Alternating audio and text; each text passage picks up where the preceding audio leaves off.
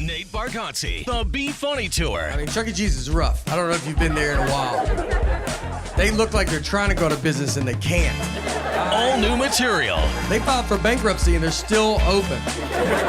They called Blockbuster and they're like, how do you get out? We want out. Nate Bargatze. Friday, May 31st, FedEx Forum. Tickets available at FedEx Forum box office or Ticketmaster.com. Produced by Outback Presents Nate Bargatze, the Be Funny Tour. Heart Royal Flush Tour 2024. November 14th, FedEx Forum. A journey through the hits and timeless classics. The iconic band returns with special guests. Jason Bonham's Led Zeppelin Evening. Tickets on sale now at heart-music.com. Heart with Jason Bonham's Led Zeppelin Evening. Produced by AEG Presents. I think we have the college basketball title futures. UConn's number one. I really like Houston. I'd have them winning it all, but you can't be giving Drake jerseys. What is wrong with you? Maybe the Drake curse is stronger in college basketball. Well, how long has he been riding with Kentucky? He wore an Alabama jersey and Saban retired. The Odds Couple with Rob Fisher, Lang Whitaker, John Roser, and CJ Hurt live Thursdays at 2 p.m. on YouTube at Grind City Media and the official Grind City Media app. Now for a limited time, the new $1.99 crispy tender wraps are here at Sonic. Who could deny a crispy chicken tender with bold flavors like hickory barbecue and cheesy Baja? And we can't forget the crisp lettuce and melty cheese to make the perfect bite. Wrap yourself up with some TLC, tender, love, and chicken for only $1.99. Sonic $1.99 crispy tender wraps. Tax not included, limited time only at participating Sonic drive-ins.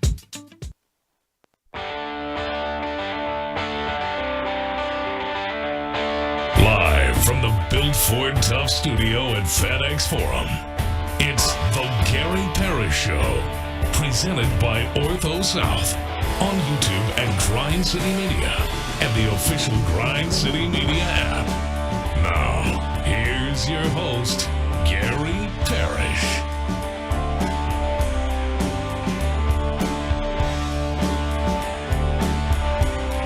All right, I'm here. My name is Gary Parrish. I'm speaking to you from the Built Ford Tough studio. FedEx Forum, downtown Memphis. Bennett Doyle right there producing the program. Glad he's with me.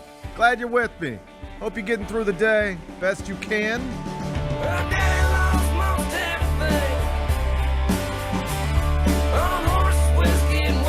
And I hope you're not personally invested in JB Bickerstaff's future in Cleveland, because that doesn't look good. Former Grizz coach got a rough story dropped on his head after the Cavs were eliminated by the Celtics last night. Also, Mavericks beat the Thunder. It's a fun night of basketball. We had a doubleheader. We'll talk about it momentarily. First, though, quickly, let me set today's schedule for you. In about 20 minutes in the next segment, I'm going to be joined by Evan Miyakawa, who is a data scientist. He runs evanmia.com. It's a wonderful website for college basketball fans. His system, you might have seen, has Memphis' transfer portal class ranked in the top 10 in the country. Jason Munns wrote about it, commercialappeal.com this morning. I'll talk to Evan Miyakawa. He's going to be here in the next segment. When we finish talking to him, we'll take a break, come back, do 5 more things you need to know, at which point we're going to discuss 5 previously undiscussed stories. Among them, the NFL schedule release television show was last night.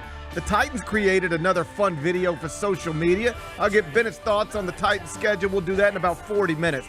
The numbers are in for Caitlin Clark's WNBA debut. Highest rated WNBA game ever on ESPN. I'll tell you how many people watched it. We'll do that in just a bit. The original Jerry Snow Cone is closing. Damn. That's sad. That's a Memphis landmark. That is sad. That is sad. That's a Memphis landmark. I'll tell you more about that situation. We'll do that in the third segment. Happy Gilmore 2. It's now confirmed. It's coming to Netflix. It's going to be released roughly 30 years after the original. I'll ask Bennett what he thinks about that a little later on in the show. And the PGA Championship is underway in Louisville. Memphian Sean McKeel was in the first group out this morning. I'll tell you how he did during a segment we call 5 More Things You Need to Know. We'll also talk Tiger and everybody else. You know? I was trying to find a local tie, though. You don't mind, do you? I love local ties. I love local ties myself. So we'll do all that, and then we'll do GP's carry out, and then we'll call it a day. We'll be done with this. So that's the rundown. We got a lot to get to. But I did want to start with the 2024 NBA playoffs because after last night's doubleheader, I don't know if you've been keeping count. But I wasn't. We are now 26 full days into the 2024 NBA playoffs. 26. Like it just started yesterday. No, it didn't start yesterday. There's a whole bunch of yesterdays ago. We're now 26 full days into the 2024 NBA playoffs, and we haven't even reached the halfway point yet. Is that true? I mean, we're not even – I mean, there's 4 rounds, right? Yeah. And we're not completely into round 3 yet. So we haven't even reached the halfway point. How about that? One day I'm certain the NBA playoffs are going to be so long we're all going to die during them. Oh, yeah, that's probably like true. we will die. Yeah. Like you'll be like, oh, yeah, remember so-and-so? He died right in the middle of the NBA playoffs. 2, yeah. And then it'll be like everybody dies in the middle of the NBA playoffs. Yeah. It takes up most of the year. That's where we're headed with this thing. That's true. That's where we're headed. Night 26, it gave us a triple-double from Luka Doncic. Oh, how about that? You caught it. It's the best player in the world right there. You keep saying that. I don't think you're right, but today's if you ever going to say it, today's a good day to say it. Luka Doncic gets a triple-double. Dallas takes a 3-2 lead in its series against Oklahoma City. I think that's the place to start. Yeah. Final score, Mavericks 104, Thunder 92. Big Bet Bennett predicted a Dallas win. He insisted Luka would have a nice bounce-back game. Both things came true. Dallas did not allow Oklahoma City to score more than 25 points in any quarter. And Luka Doncic, again, produced a triple-double. He took 22 shots, made 12 of them. Finished with 31 points, 11 assists, 10 rebounds, and very little complaining. Do you notice this? Dude, I noticed Jared asked him about it in this post game. I saw. He was like, hey, I noticed you weren't bitching nonstop tonight. It's like, damn, dude. That is more or less what he said doing. Like, hey, I noticed you weren't just complaining nonstop tonight. Yep. What is it obvious to you? Let's stop here for a second. That either he has heard that this is like, hey, people are tired of it. Stop. Or somebody talked to him and said, it's not coming across the right way. You need to focus on basketball and stop trying to draw fouls and complain about every little thing that happens in because it was an obvious, clearly obvious, different approach last night. I would think someone said to him, dude, the officials, you're getting on their nerves. Like, right. I mean, that I think is whatever the fans think. But I would assume that someone in his circle said, dude, these officials don't like you. Like, and you also, need to stop. And also, hey, by the way, I don't know if you are fought, but the same people who think you either are the best player in the world or could be the best player in the world, like, they're tired of this too. Mm-hmm. Even the people who adore you are like, stop. Come on, man. Yeah. Just play basketball. So he was on his best behavior last night. He accepted fouls. It was hilarious. He got called for a foul. He held his hand up, and he just left. He left it up the whole time. Like, give it to me. Call that one on me. Yell my number. Yeah. Give me that foul. So he was on his best behavior, and he goes out and has a nice bounce back game. And now the Mavericks are just one more win away from the Western Conference Finals. And again, it comes on a night where Oklahoma City just couldn't score. I mean, 22, 22, 23, 25. Total of 92. Mm-hmm. There's that spot in the third quarter we sort of laid down, me and my little guy, because he'll like lay down with you and actually watch a game with you. He doesn't need an iPad in front of him. Like, he's actually interested in the game. Must be nice. And there was this, I know, right? I appreciate that. Like, he'll watch a Mets-Phillies game with you, and then he'll watch a Thunder-Mavericks game with you. He just enjoys watching the games. And so we're watching the third quarter. Like, he's about to fall asleep. Like, third quarter is about, like, it's almost time to go. And there's a stretch in the middle of the third quarter where Oklahoma City, it felt like they missed 50,000 shots in a row. It was just one open three after another, and they could not make anything. And ultimately, that was their undoing. They just couldn't score. Mm-hmm. They couldn't get into the lane, couldn't get to the rim, so they became a three-point shooting team. Last night, roughly 46% of their field goal attempts came from beyond the arc. 46%. In the regular season, Oklahoma City, that number was 38%. Only 38% of their field goal attempts came from beyond the arc. Last night, 46%. It went up. And that's a byproduct of you can't get into the lane. Mm-hmm. What are you going to do? So that alone, taking nearly half your shots from three, like, that alone is not a disaster for anybody, including Oklahoma City. But it was a disaster last night because they couldn't make the shots. They took 40 3-pointers, and they missed 30 of them. So 46% of their field goal attempts came from 3, and they missed 75% of them. You ain't beating Dallas with those numbers. They did, Oklahoma City, make a lineup change in an attempt to add shooting. Josh Giddey out as a 34% three-point shooter who in this series is only shooting 21% from 3. Man. And they're not even guarding him. Dude, I mean, there's that one, it went viral last night. He's in the corner, and they're not even. This series is doing him no favors, dude. He's one of those guys, GP, that he's a starting point guard in this league, and I could see him being an end-of-the-bench guy. Well, this is tough. Next season somewhere else if he's not there. Well, this whole thing's been a tough situation for Oklahoma City because, who has had it really tough over the past couple of weeks? Who's been going through it? You ready? Canadians. Yes. And people who may or may not be attracted to young people. Now, what does Oklahoma City fill with? What? Canadians and people who might be attracted to young people. Oh, okay. Am I wrong? I guess not. Where's Shai Gilgeous-Alexander from? He is Canadian. Where's Lou Dort from? Oh, he's Canadian too. They do have a lot of Canadians on that roster. roster. What's Josh Giddey up to? Google that and see. You can Google yourself. We've talked about it before. Been a bad run for Canadians and people who might be into young people. So should we be shocked that Oklahoma City is melting under these circumstances? Maybe not. Maybe not. So they get Josh Giddey out of the starting lineup because nobody will guard him anymore, and it's hard to play 4-on-5 on offense. We've tried that before here in Memphis. Yes, it's difficult, right? So they put Isaiah Joe into the starting lineup. He's 42% three-point shooter. So it made sense on a surface level. We need to add shooting. Let's get out the non-shooter that they won't guard and put in a shooter that they'll have to guard. Problem, of course, is that Isaiah Joe didn't make shots either. He was 2 of 8 from 3. And because he was ineffective, then the lineup change does you no good, and he ends up being -9 for the game. So he ends up hurting more than he helps. I understand the logic behind the lineup change, but it didn't work. Again, now Dallas just one more win away from the Western Conference Finals. Game 6, that's going to be Saturday night in primetime, and the Mavericks, they have opened as 3.5-point favorites. So barring a surprise, it's going to be Denver and Dallas in the Western Conference Finals. That's where it appears we're headed, which is interesting, right? Yeah, I'm not completely giving up on the Timberwolves. I haven't given up on anybody.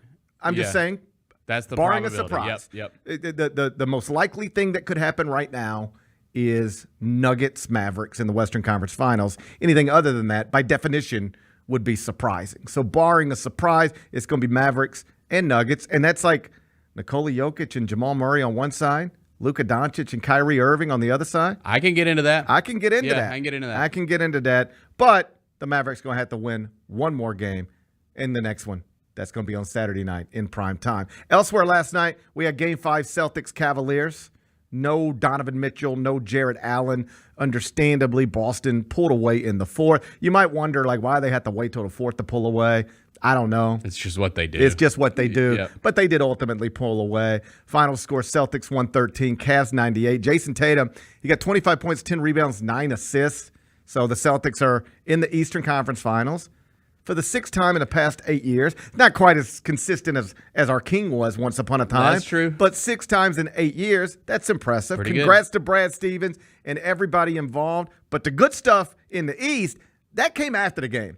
When Shams Charania, Joe Varden, and Jason Lloyd at The Athletic dropped a well-sourced story on the situation in Cleveland. And the Cliff Notes version is that everybody seems to hate J.B. Bickerstaff, and he's probably done. That's very weird to me. I don't understand. J.B. Bickerstaff is an interesting coach in this league when it comes to this kind of stuff because, with the Grizzlies, obviously I'm glad the Grizzlies are where they are, and I'm glad they hired Taylor Jenkins, and this thing's taken off and it appears to be going in the right direction. But when Bickerstaff took over for Fizdale here, and he was gone, I was like, huh, interesting. He did a pretty good job here. But again, it's a coach taking over a different, he was part of the old regime. You're moving, whatever. This situation seems even more so like, dude, this dude like turned this thing around. He's actually in Cleveland. the Eastern Conference semifinals. Yeah. He was in the Eastern Conference semifinals and got eliminated by what is, from a record perspective at least, the best team in the NBA while missing, your best player, 2 of his top 3 scorers. Right. And he has accomplished a lot of things as a coach in Cleveland that when you start, bullet pointing it for graphics and stuff, first time the Cavs have done this since LeBron James left. First time the Cavs have done this since LeBron James left. First time the Cavs have done this since, this is the only time they've done it without LeBron James being a part of it since before LeBron James was a part of anything. So he's accomplished. From a record perspective, from a postseason perspective, theoretically, he should probably be safe. But this article in The Athletic seems to suggest that his GM and him don't see eye to eye. That's never good. For sure. And the bigger problem, Donovan Mitchell doesn't seem to respect him. Like that's the issue here. The sourcing is that Donovan Mitchell does not believe in JB Bickerstaff. Okay. And that comes in like quite literally the same paragraph that explains how the Cavs are desperately trying to get Donovan Mitchell to sign a contract extension. 4 years, $208.5 million. So just like you ain't even got to be an insider to piece all this together. They desperately want to re-sign Donovan Mitchell. Donovan Mitchell doesn't believe in JB Bickerstaff. The whole story starts with an incident between Kobe Altman and JB Bickerstaff back in December. They end up in an overtime game against the Rockets, and Donovan Mitchell played 45 minutes, including nearly every minute of the second half and overtime. And after the game, this is how they set up the whole story. Kobe Altman comes into JB Bickerstaff's office and lets him have it pretty good. Like, what are you doing playing this guy 45 minutes in a regular season basketball game? And JB reportedly explained to him, I asked him if he wanted to come out. He said he wanted to keep playing. And they said, well, that ain't up to him. And it might not be up to you, but you can't be pushing this guy 45 minutes in the regular season. This is not how we do things. It got loud. Other people heard it. Oh, wow. And then when you combine that with the reporting that Donovan Mitchell doesn't believe in him as a difference maker or even a quality coach at this level, when that story drops on you literally minutes after your season ends, it's over for you. Yes, you don't right, don't survive this. Either way, they got a ton of stuff. If you take the reporting as truth, and I do, these are 3 quality NBA reporters, they got a lot of problems in Cleveland because it's not just Donovan Mitchell doesn't respect JB Bickerstaff and Kobe Altman doesn't respect, or it appears, JB Bickerstaff. It's that Donovan Mitchell doesn't want to play with Darius Garland anymore and vice versa. All right? So they want to re-sign Donovan Mitchell. In the story, it says the second they re-sign Donovan Mitchell, you know what Clutch is doing? Saying Darius Garland needs a trade out of there. Meantime, Evan Mobley and Jared Allen don't want to play together anymore. There's some concern within the franchise that you can't develop Evan Mobley with Jared Allen playing with him. Interesting. So your 2 guards don't want to play together anymore. Your 2 bigs don't want to play together anymore. And, oh, by the way, the locker room's frustrated with Jared Allen because he's got bruised ribs, missed the playoffs. That's right. And reportedly declined an injection that could have allowed him to play. I'll be honest with you, because he's a guy that you hear Grizzlies fans talking about, Jared Allen, because it seems like that would be a good fit here. I'm not so sure. I mean, if that's true that him and Evan Mobley don't want to play together, like why would him and Jaren want to play together? That's fair. I think the argument would be because they're still trying to develop Evan Mobley, and he is stunting that development. I get that. Whereas here, you're not really trying to develop. No, Jaren's Jaren's already there. Yeah, as much as you're trying to go win now. But that's concerning to me and I'm not trying to, tell Jared Allen, what to do to his body. Yeah. Well, it just gets into a complicated conversation. I will say this.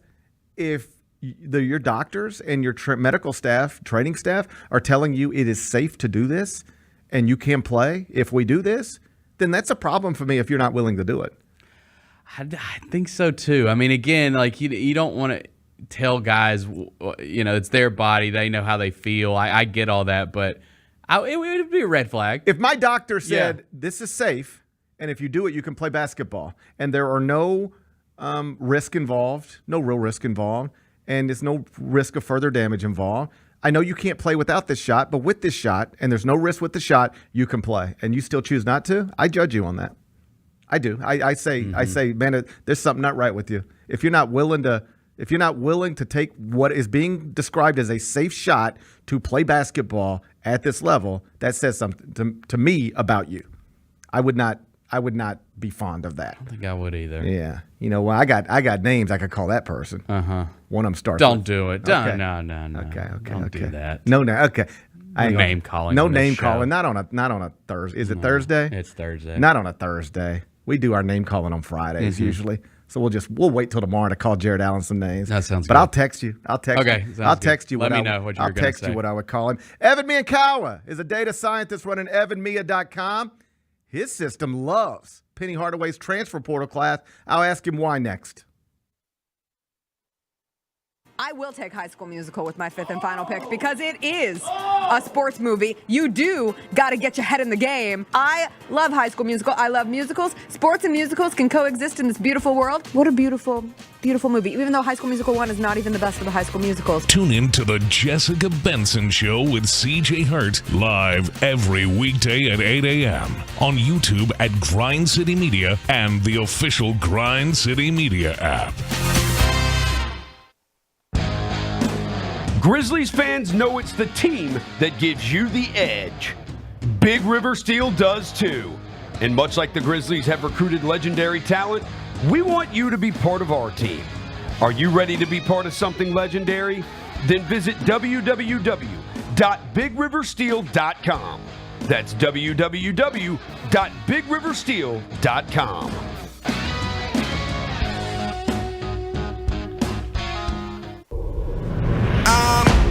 Ahead of you, catch me in something you'll never do. I turn around and I level you. No motivation is needed. Look, I put myself on the pedestal. This is incredible. Take your fandom to the next level with the official Grizzlies app. Go all access and behind the scenes. It's got to be heavy defense. That's where it starts for us. Personalized to where you are and who you are.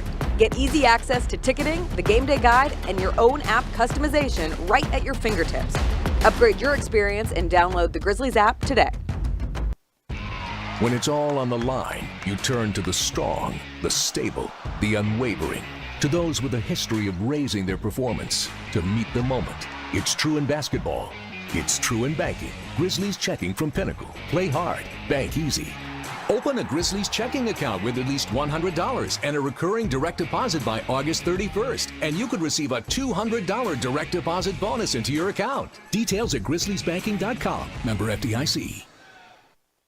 Justin Timberlake. The Forget Tomorrow World Tour. Live in Memphis. Justin Timberlake.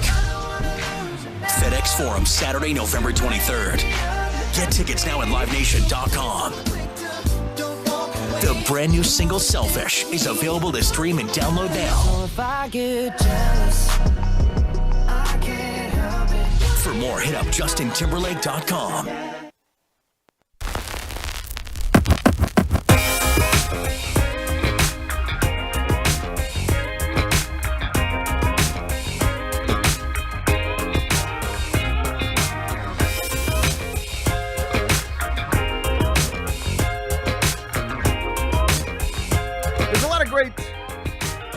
College basketball analytics sites out there. You know some of them, like Ken Palm, I guess Bart Torvik. Another one that's out there, it's evanmia.com, and a man who runs it is Evan Miyakawa, who is a data scientist who has now carved out his own space in college basketball. Evan, I appreciate you being here, and let's start with that. You have a PhD, you're a data scientist. How did you end up talking about balls bouncing and dunks with dummies like me? You're too smart for this stuff, I think.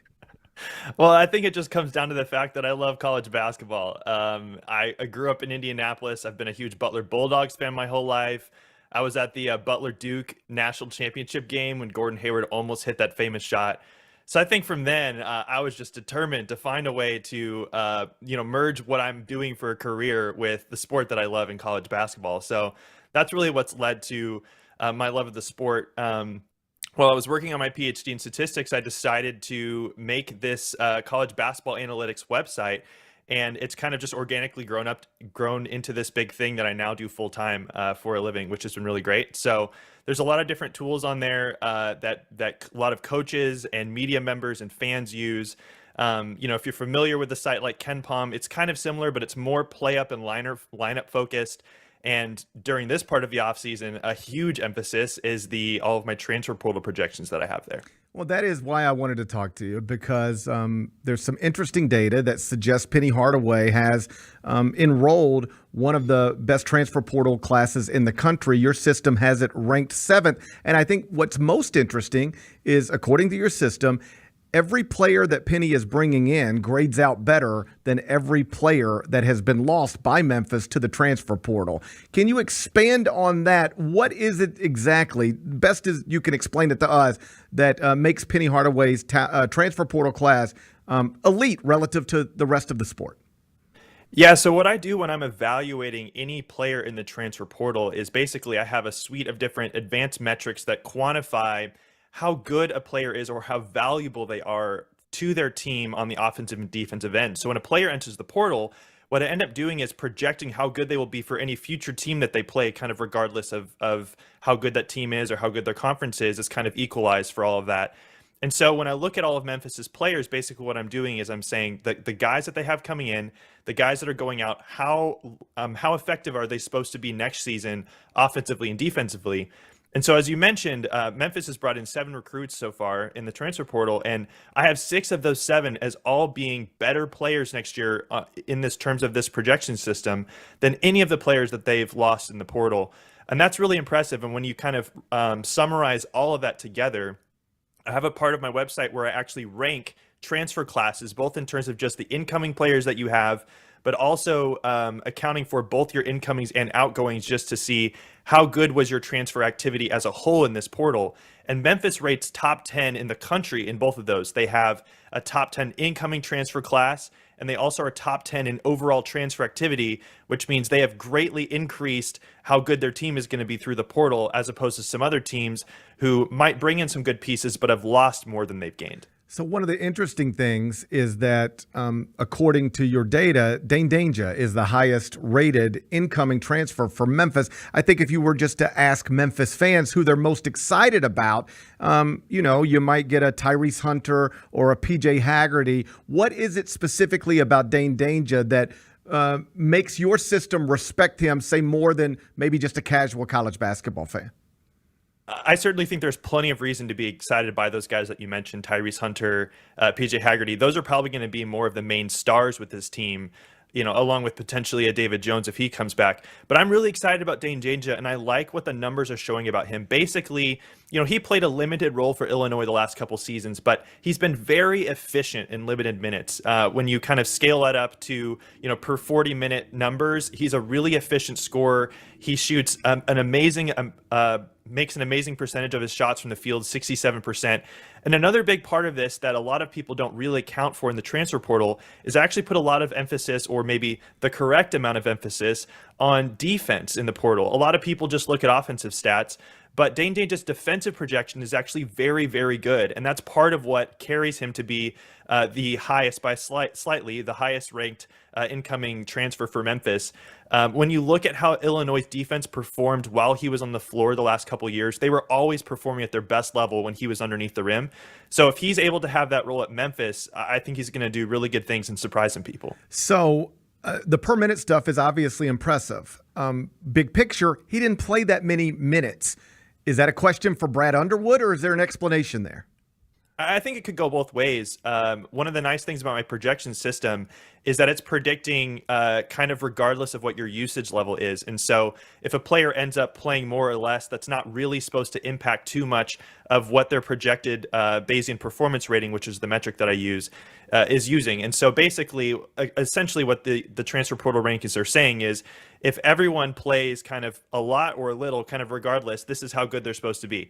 And so I'm predicting that even if Danger grows in his role at Memphis, it's not like he's going to get that much worse than what he's before. Or maybe another way of putting it is he was so good in limited minutes that even if you expand his role and he gets slightly less efficient, he's still going to be very good for Memphis.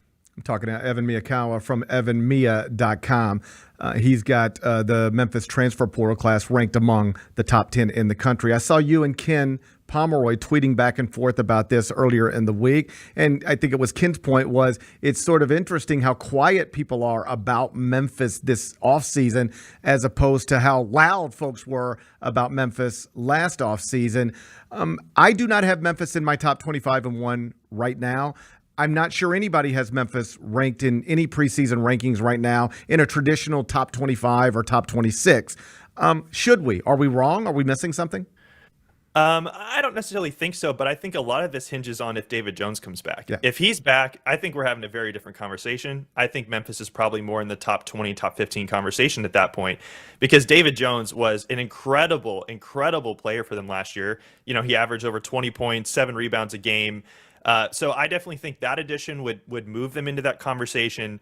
Without him, I still think that they're probably, on the right side of the tournament status as of right now. I really like the pieces that they have. It would be nice, though, if some of their incoming pieces were able to mesh with a guy like David Jones, and so you don't have to necessarily put all the scoring load on a PJ Haggerty and a Tyrese Hunter, for example. If they could be kind of the B to David Jones's A, that would make a big difference. But regardless, I still think that this Memphis team is kind of, in the tournament conversation for sure. And if they have a good season, they definitely could be in the top 25 at some point. I think a lot of the reason why people aren't talking about them as highly as last season is because they brought in some good transfers last year, and then the team kind of got burned a little bit. And so I think fans are a little bit more wary. I think in general with this transfer portal era, if it's your first time getting a big transfer haul and your school has lots of NIL, you're ecstatic. And then if your team underperforms, you realize it's not just about the names you bring in. They actually have to mesh and perform well. And so I think from a Memphis standpoint, that's, still needs to happen. I think that's the absolutely correct explanation. I talked about this last season as it pertains specifically to North Carolina. Like, we are impacted, our judgment, we're humans, by what we've just seen. And when North Carolina was coming off of a trip to the national championship game and bringing all of those pieces back, we were like, that's the preseason number 1 team in the country. And then it just didn't happen. So the following season, we all, I think, overcorrected and didn't have them ranked high enough because we had just seen them we got burned by it the year before. And that is what's going on with Memphis right now to some degree because we just watched a team full of transfers fall apart. You're a little skeptical. Like, I looked in the replies underneath you and Ken's conversation, and I don't have to get specific with it, but most of the replies were, oh, yeah, they bringing in some great transfers, but, the coach just has consistently brought in good players, and it hasn't consistently been NCAA tournament level, caliber teams. Is that a fair assessment from outsiders? Yeah, I think so. I think there's more to be proved with Penny Hardaway in terms of getting really good roster pieces to actually perform well as a unit on the court. He's obviously had some good seasons at Memphis, but I don't think he's ever extracted as much potential as possible out of any roster that he's had. I think arguably last year's squad was supposed to be better than any of the teams he's had before, and they kind of fell flat in the second half of the season. So I do think that's a fair critique, and so hopefully this season can be he can find that success, the winning ingredient, whatever it takes. But it's more about just your individual pieces. It's about getting the whole of all of your parts to perform well. Another interesting just sort of project you recently did showed you that nobody is taking transfers and developing them more consistently well than UConn and Arizona, which I guess shouldn't be a surprise because those are two of the best programs in America being run by two of the best coaches in the sport, Dan Hurley and Tommy Lloyd. Beyond that, what does that tell you about what's happening right now at Arizona and UConn? And is that something that feeds into itself? In other words, once it becomes common knowledge that transfers who go to these places really do flourish, then it helps you get the next round of really good transfers.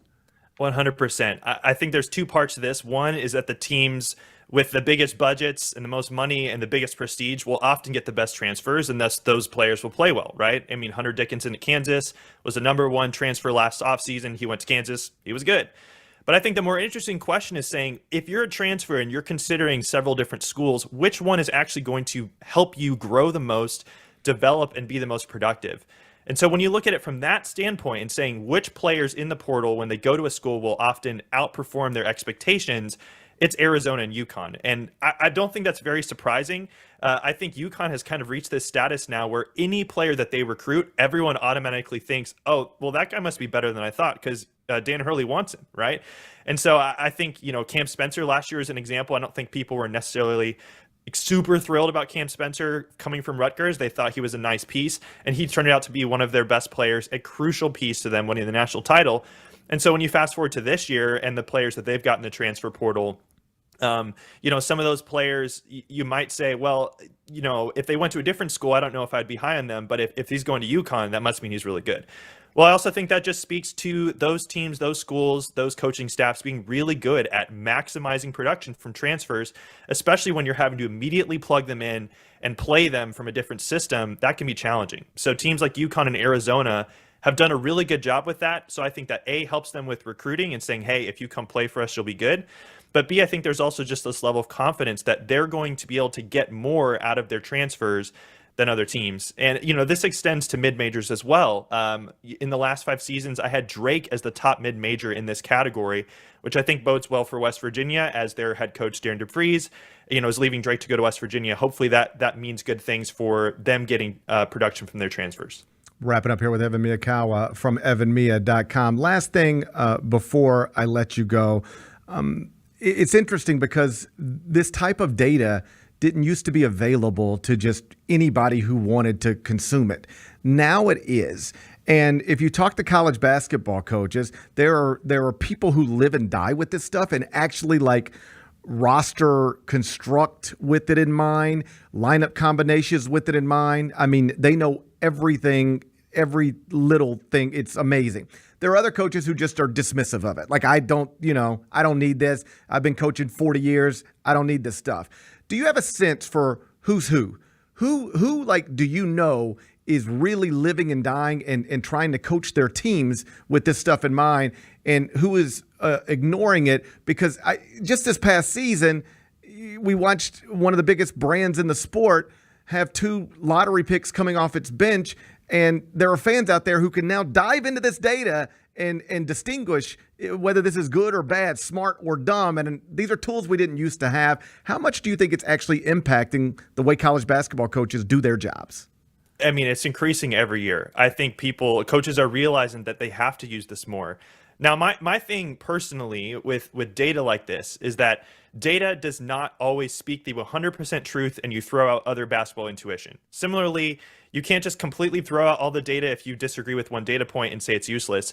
There needs to be a combination of the two, combining objective data analysis with your own kind of subjective but expert basketball opinion if you're a coach, so that you can kind of be more informed together. That's my belief. And so, for example, in the transfer portal, I don't always just say verbatim, well, if my model has a player ranked #1, that conclusively means he's going to be the best. Obviously, someone else could have a different opinion. Hopefully, my data can help inform their opinion to be smarter, right?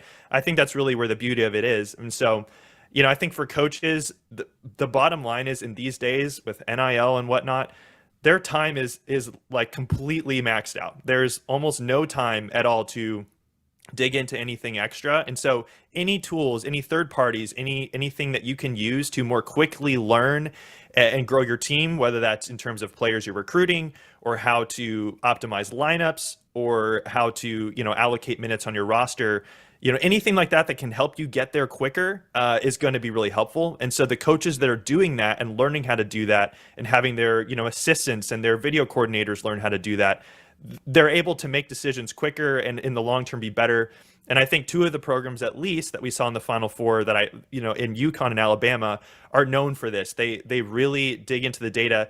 They don't necessarily, look at every single data point, but they know what's important to them and to their program, and they really know how to use it well, and that's what's led to their success. That is Evan Miyakawa from evanmiya.com. That's EVANMIYA.com. If you haven't seen the site, go check it out.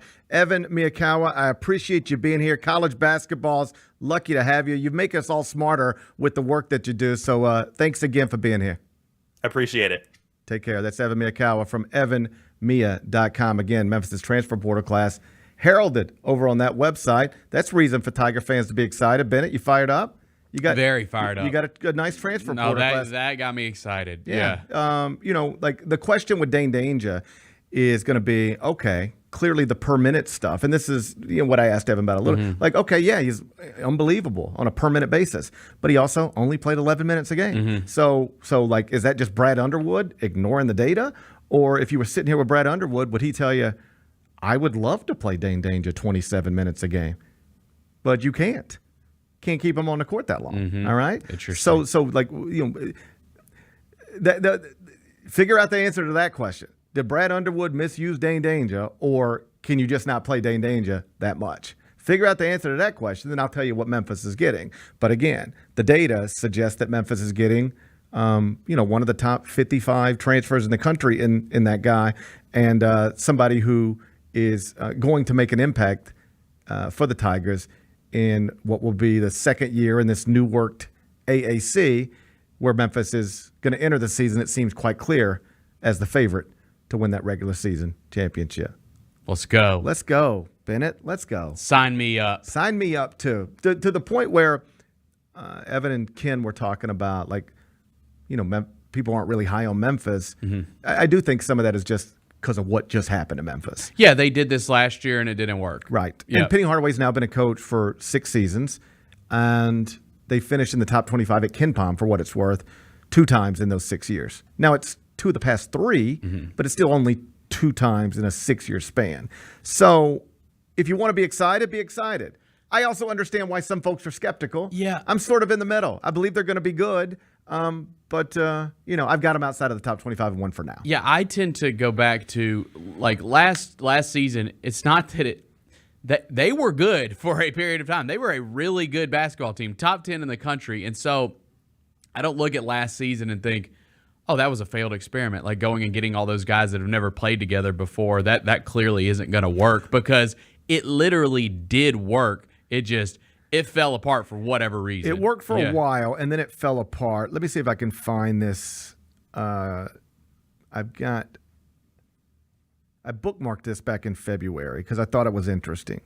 Somebody went and looked at all the Division I high major teams that brought in at least 7 transfers. And you ready for the list? It was Arkansas. They weren't good yet. It was Arizona State. Not good. Okay. Memphis. Okay. Central Florida. Not good. West Virginia. Not good. Penn State. Not good. St. John's. Okay. Well, St. John's were they bad? They weren't bad. They didn't make the tournament. They didn't make the tournament. The only one of the group. So it's in total 1, 2, 3, 4, 5, 6, 7, 8. 8 schools. 7 of the 8 missed the NCAA tournament. The only one that made it was NC State. They went all the way to the Final Four. Right. But remember, they're the ones that needed to win the ACC tournament just to get in. That's true. So if they don't win the ACC tournament, every high major team that brought in at least 7 transfers would have missed the NCAA tournament. That's a small sample size in this era of college basketball, but that's a data point. Teams that bring in this many players from the transfer portal, at least last year, none of them were good. So maybe that's another part of the skepticism.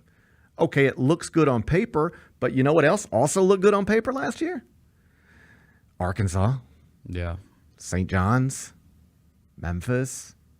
And then on the court, it didn't work out so well. St. John's started bad, got good. Memphis started good, got bad. But on the court, NC State was bad all year and then just somehow got good, like in a 2-3 week span. But that's another reason to be skeptical. Teams that brought in transfer portal players like Memphis is doing for next season, teams that did that last season, they were not good. Mm-hmm. Counter argument to that, well, how else you want us to build a team, idiot? Right? Where do you want to get? Yeah, this is what you have to do. Right. You know, you can't. It's hard to retain players now, and high school guys aren't winning against 22 and 23 and 24-year-olds. Right. So maybe this isn't the best way to build a basketball team, but it's the only way available to us. Yep. So here we go. Be a fascinating season. It will, man. I can't wait. Me either. You were 26 full days into the NBA playoffs. That's what you told me. Isn't that wild? Yeah, it felt like it was just yesterday. When we come back, NFL had a big television show last night, and they released their schedule, including the Titans. Is it difficult?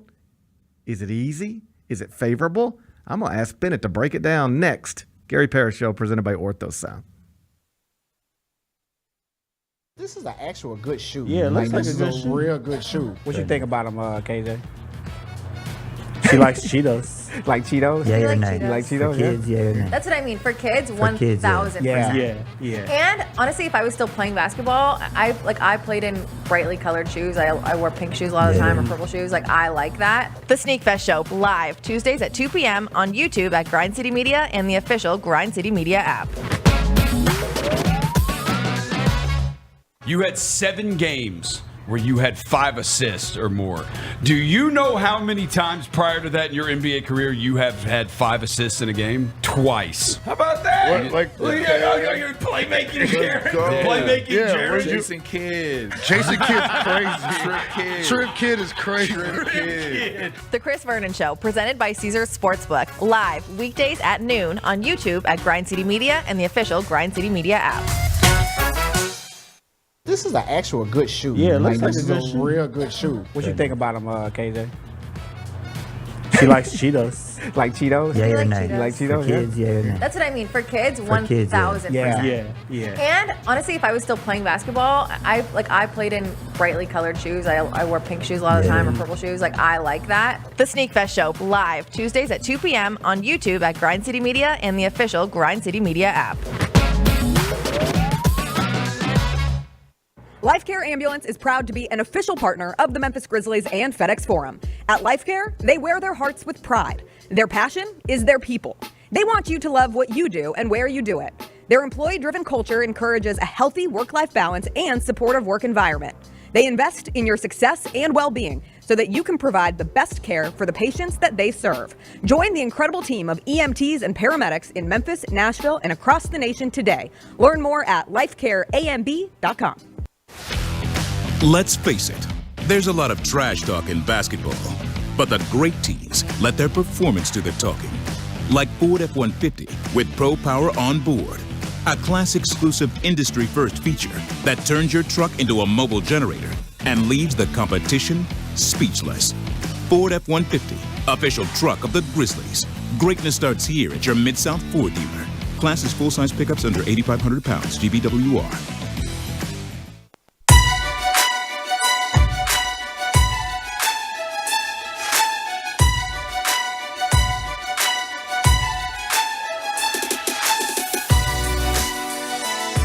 Orthopedic injuries can be unpredictable, unforeseen, and unscheduled, and Ortho South understands this better than anyone. Since your injuries don't make appointments, you don't need to either. And that's because Ortho South welcomes walk-ins during the weekdays and the evenings and even on Saturdays. So next time an unforeseen injury makes an unscheduled appearance in your life, visit orthosouth.org to find your nearest urgent care location. Just walk in, and Ortho South will take care of everything, especially you. Learn more at orthosouth.org. That's orthosouth at orthosouth.org. Now I've got 5 more things you need to know. Number 1. The NFL had a schedule release party last night. Yes, they did. Did you participate? I partied. You partied? Yes. Did you have fun at your party? No. You didn't have fun? It was just a personal party on my phone looking at the schedule. Do you approve of the schedule? For the Titans? Yeah. Actually, I really like it. I think it sets up nicely for them. You get to play a rookie quarterback in week 1. That's always fun. Or usually fun. So the start of the season's important for them because, like you said, rookie quarterback, it is on the road. That's Caleb Williams. Week 1. Then you got Aaron Rodgers coming to town. Then you got Jordan Love and the Packers coming to town. I think you got to go 2-1 if you're going to be a contender for that division this year, just because. Well, obviously you want to win your home games, but I think you got to get that Bears game.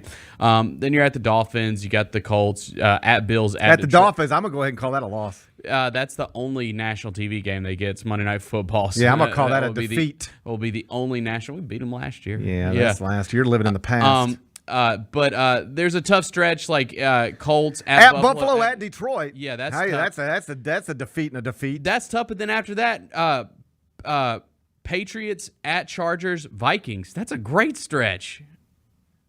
3-0. It's the new look Patriots. 3-0. That's the new look Patriots. Calm down. No, so I think that they've got winnable games. I mean, they get to play the Commanders. That's always fun. You know, we'll see how the division shakes out. The Texans are projected to win the division. I think they had them totaled at 11 wins, which we'll see. Hey, we'll see. They were America's darling last year. Yeah, and you saw how that went. Mm-hmm. How did it go?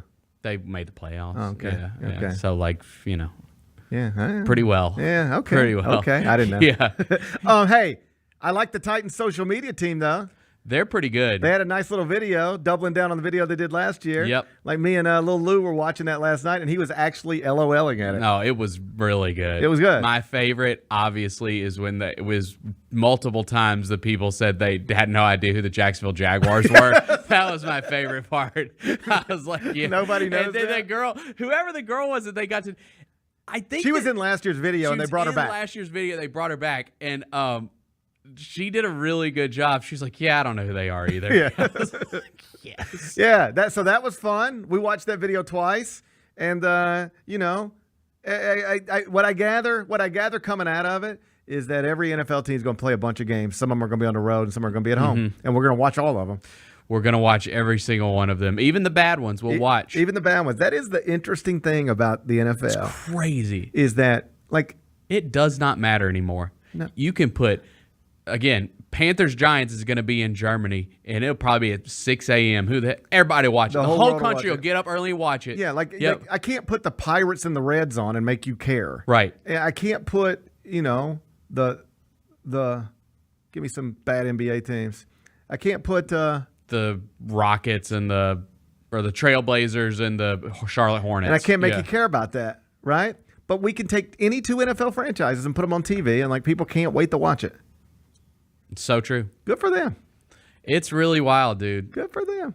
I love myself a crappy NFL game. I am not that person. Oh, I am. I will not just watch any NFL game. I'll pull up my 5,000 fantasy teams. Hop on FanDuel. I have no fantasy teams. I don't play fantasy football. And I do not let my life revolve around NFL Sundays. I do. I know people who like their life revolves around NFL Sundays. Like they won't play golf with you anymore on Sundays because it's NFL Sunday. Idiot. No, not playing golf. We're going to be on vacation on the second Colts game. We're going to be at Disney World with the family for Christmas, and I'm like, that gives me anxiety thinking about that. Like I'm not going to be able to watch that game, and it bothers me. Can you carve out time for that? No, because it's during the middle of the day. Like we'll be at the park with the family. Like I can't. I'll get the death stare if I try to watch any of that game. It's tough. Yeah, that's one of those where it's like, dude, your children, hello, like don't do this. Because I've done that before and it did not go well. I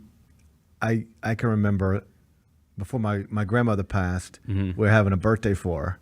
And they just planned the birthday. Like I'm not even involved in it. I'm not involved in the planning. But it's like suddenly, Grandma's birthday is it's going to be party. It's going to be this night at this place. And I said, that is the night of the Mets wild card game. Like I love my grandmother, but I also love Jacob deGrom. You know. Yep. And so you know what I did? Tell me if this is sweet or like, come on, man, that's pathetic. What? Which one is this? Here's what I did. I said, you know what? I don't want to have my grandmother's birthday party at this place. I would rather just have it at my house. So I'll cater the whole thing. Everybody just come to my house. And it was strictly so that I could watch the Mets game. Dude, there's nothing wrong with that. You don't think so? Absolutely not. No. These things are important. Grandma's birthdays or wild card games? Wild card games. More important than grandmother's birthdays. I mean, Grandma's had a lot of birthdays. That's dude. the point. What birthday was? Yeah. Was it like 90 like or was it like 82? 82? I mean, maybe her last one. I mean, you can always say that, though. Mm-hmm. You can always say that. Mm-hmm. It might be the last. Mm-hmm. It's probably not. I felt like I made the right decision. You did the right thing. Well, Plus, you catered it. Plus, I catered it. Yeah, Hey, I paid for everything. It's not like you were like, let's just do it at my house. You got catering, and everybody too. and everybody bring a plate. Yeah. You know, you got to clean up after everybody. Like, yeah. I'll cater it. I'll pay for everything. We just gonna sing Happy Birthday with Mets Giants on in the background. Mm-hmm. All right. Mm-hmm. Everybody you ain't having to buy dinner anymore at a restaurant tonight. Uncle GP's covered it all. Yep. But we're gonna have to watch the Mets Giants. Yes. I felt like I did the right thing. You did the right thing. I hope These so. things are important. These things are important. Yeah. Number 2. The numbers are in on Caitlin Clark's WNBA debut. What's up? Highest rated WNBA game in ESPN history. That's all. I'm not surprised by that. I'm not either. Well, I take that back. I am kind of surprised because you were competing with an NBA playoff game. I mean, it was literally on at the same time. Mm-hmm. So that's pretty impressive. 2.2 million? Yeah. Highest rated WNBA game in the past 23 years. Second highest of all time. There's a game, 23 years ago. It was on NBC. Mm-hmm. That's the highest rated WNBA game of all time. Okay. But this is the highest rated in the history of ESPN. And so now we talked about this yesterday. We don't have to spend much time on it. It's just like, where does it go from here? Like, what happens? Is the country still going to want to watch Caitlin Clark when she's not an MVP candidate and her team's not good? I hope so. I hope so too. Mm-hmm. That's what I'm hoping for. But we'll see. Hey, we'll revisit this. Yeah, we'll come back to it. We'll come back to this some other time. Okay. Number 3. Oh, I got sad news. Yeah, this is sad news. Jerry Snowcone, the original location. A Memphis institution. A Memphis landmark. A Memphis landmark. Like, if you ain't ever stood in that parking lot, hold one of them things in your hand. For a second, I thought that was TMZ. I was like, damn, TMZ picked this up. No. No. Kyra's just in charge of the. No, TMZ's not picking up Jerry Snowcone. Okay. But it does kind of see what you see. Yeah, that's TMZ-ish. That's that graphic. TMZ-ish. Yeah. I see what you're looking at there. If you ain't never stood there and held one of those, I don't even know how you could call yourself a Memphian. Yeah. And now it's closed. It is no more. Mm-hmm. You're heartbroken? I am heartbroken. Now there's another location, and we've been to the one out in Cordova. It's the same thing. Like no. The experience is not the same, but it's the same stuff. There's something about being in that neighborhood. I know. Which could be the reason it doesn't exist Shout out anymore. to Nutbush. Shout out to Nutbush. No, it's dude, I saw. I think the guy that owned what? I've just got this dumbest Nutbush story. Okay, good. I have plenty of those. I've lived over in that area for a while. So I saw the owner talk to the Daily Memphian, and he said that that crime was one of the reasons that they're closing it. That's what he said. But then he said that they haven't been affected by crime. No, he said they haven't been robbed. They haven't been put a gun on you. Okay. But maybe the clientele is lessened because people are scared to go to the area. I mean, that is what the owner implied, is that young people are scared to go over there. Scared to go over there. Are you scared? Bro, I live 5 minutes from there. Like that sure, maybe that area is like a little more run down than it used to be when I was a kid, but it's not that bad over Would you there. go there at 9:00 at night? If I don't think it was open then. I know, but I'm saying, if Jerry Snowcones was open, they said tonight only, we're open till 10 o'clock. And I said, Bennett, go get us some snow cones. And you're going to have to stand in that parking lot for 20 minutes while they're getting your order ready. Yeah. Would you feel comfortable? Sure. Okay. I mean, it's just like a neighborhood. Right. It's just like that was the uniqueness of it, was it's this like big pink building in a neighborhood. I loved it. I loved it too. I just like looking at it. I like being there. It made me feel good. And now it is no more. You think we are?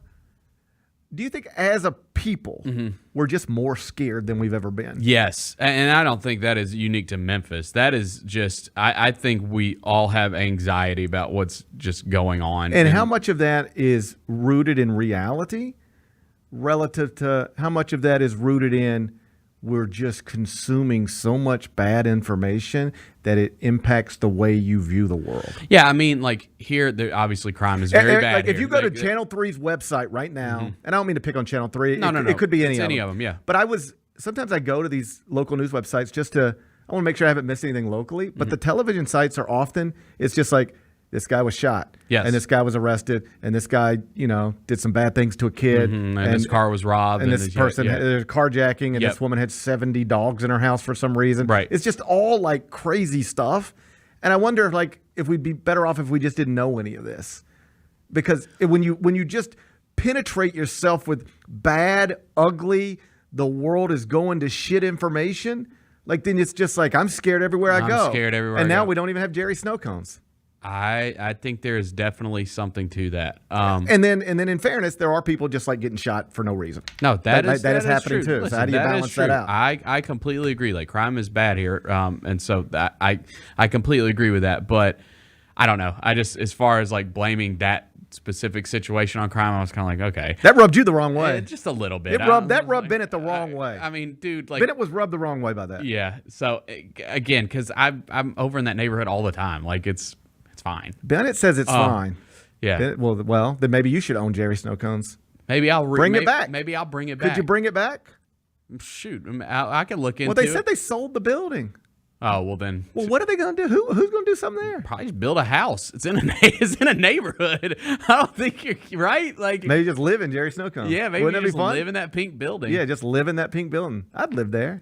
Yeah. Man, if my options were limited. But I'm with you, dude. Like that's kind of like a rite of passage going and standing in that line. I took my boys there. Yeah. You just stand up, you're sort of sitting outside eating a snow cone, just looking around at other people eating snow cones. Yeah. In the middle of a dangerous neighborhood. Stop. I don't know. It's not that dangerous. No, it's not. I've been there, I don't know how many times. Let's call it 20. Uh-huh. All right? I never felt unsafe. No. I never felt like I was threatened. What was your go-to? Is there one that you liked more than the others? I like that wedding cake. That wedding cake snow cone. I don't like cake. You don't like cake? I mean, I'm not anti-cake, but I don't love it. I don't love it like you love it. Oh, I love a slice of cake. I don't like icing. What? Like if I go to a birthday party, I will almost certainly not have cake. And the only time I will have cake is if I'm trying to make you not feel bad. Like, hey, look, you want some cake? And I go, what I want to say is no. But then sometimes people get offended when you don't want their cake. You ever have people get offended because you don't want their cake? No, because I always eat it. Okay, so you don't I even will know, always have a slice of cake. Okay, so you don't even know my experience. No. You don't know my experience. No. So you can't speak on my experience because No. you don't know my experience. My experience, because I've done this, I tell people sometimes, I'm like, no, I don't want your cake. No, thank you. I even say no, thank you. I'm trying to be nice as I can be. And they get offended. Like, oh, come on. You want some cake? And I'm like, no, I don't want some cake. I don't really like it. Except for ice cream cake, I like kind of. I like that not too. Cake and ice cream, a frozen ice cream cake. Like you get it at TCBY. I like cake and ice cream, like the combination. No, I'm trying to kill two birds with one stone. No, I don't think it's the same. Just put It's all not my the stuff same together. thing. It's not the same thing. I know. I like that thing better than I like the other thing. That's cake with a cake that's like kind of like room temperature with the cold ice cream. Yeah, I'm not against it. It doesn't gross me out. Like black olives gross me out. I don't understand how people eat those. Ooh, I like those too. I know you do. We've been and through this. green. I like all of them. I don't like any olives. Yeah. I'd rather in my life than eat olives. Okay. So that grosses me out. If I see somebody eat an olive, I'd like what I'm thinking is like, I don't understand how you even do that. I don't understand. Yeah. I don't feel that way about cake. I can eat cake. I can watch you eat cake. I just don't want it. I will never, and I mean never, just go get my own piece of cake. Like sometimes, if I'm feeling a little wild, I'll get my own frozen yogurt. I like that, but not cake.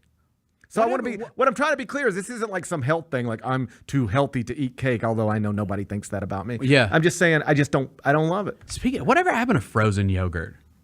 I don't think those. Remember that frozen yogurt phenomenon? I used to go all the time. There was one on every corner. I don't think they must not do well.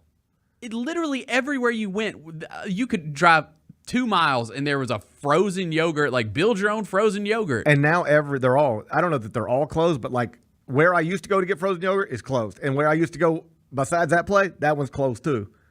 I think they must just be bad business models. It's got to be. People were overloading they're taking advantage of the build your own. I don't know. Filling it up. Well, I think that's how they actually get you. I mean, buddy, I've been in there. I come out of there because they charge by the size, right? Yeah, they weigh it. I mean, I'll get out of there with a $42 cup of frozen yogurt. Start throwing Reese's Pieces on top of it. I love that. I just don't love cake. I just want to make it clear. It's not like I got it. Not count my calories, so I don't want cake. Mm-hmm. I just don't love it like that. I always felt weird. I'd go to frozen yogurt place by myself, and I would never see another man in there by himself. It was always moms and little boys, or a couple of moms after a workout class, or a couple of high school students. And I never, like, you go to this place, and you never see somebody that looks like you there. Yeah. What do you make of that? I don't know. I just never saw another grown man by himself just going in to get yogurt. I think that like every other grown man I saw, he had his kids with him. And I'll take my kids, but I'll go by myself if too. I think about it, I never went by myself to those places. So what's going on with me? I mean, dude, if you want a fun little treat, I don't think. I mean, for me, that's probably why they all went out of business. Because like when I want a fun little treat, I ain't going to the frozen yogurt. Where are you place. going then? For a cake shop. For a fun little treat, you go to the cake shop. No, I don't know.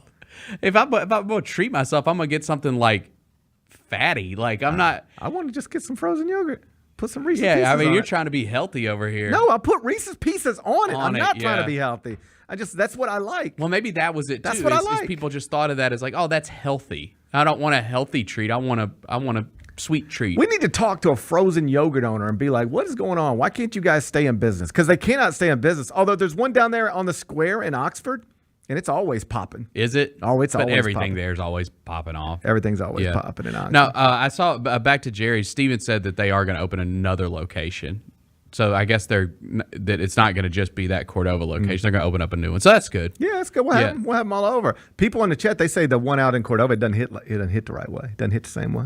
Well, because you're not getting the experience. Okay. But it is the same. Dude, I think it tastes the exact same. Do you? I've never been to the one in Cordova. I can't speak on it. But it is not the same as being at that pink building, like in that neighborhood. It's different. I guess that's part of the taste. Part of the taste. The experience. Is the rendezvous without being in the alley? In the alley. If it's not in the alley, is it just another place to get ribs? There could be something to that. There might be something to that. Anyway, rest in peace to Jerry Snow Cones. You had a good run. You know? You had a good run. Number 4. Happy Gilmore 2. It's official. How about that? It's coming to Netflix. It's coming to Netflix nearly. Because all his stuff goes to Netflix. That's right. I don't think he does anything that's not Netflix anymore. No, like Netflix just gave him like $1 billion and said, go make movies. Yeah. And then he hires all his friends and he goes makes movies. Yep.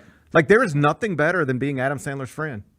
Oh, I know, dude. Those guys got it made. You're just Adam Sandler's friend. You just get to be in movies because you're Adam Sandler's friend. Yep. He's a loyal dude. He is a loyal dude. I love him. I think everybody loves him.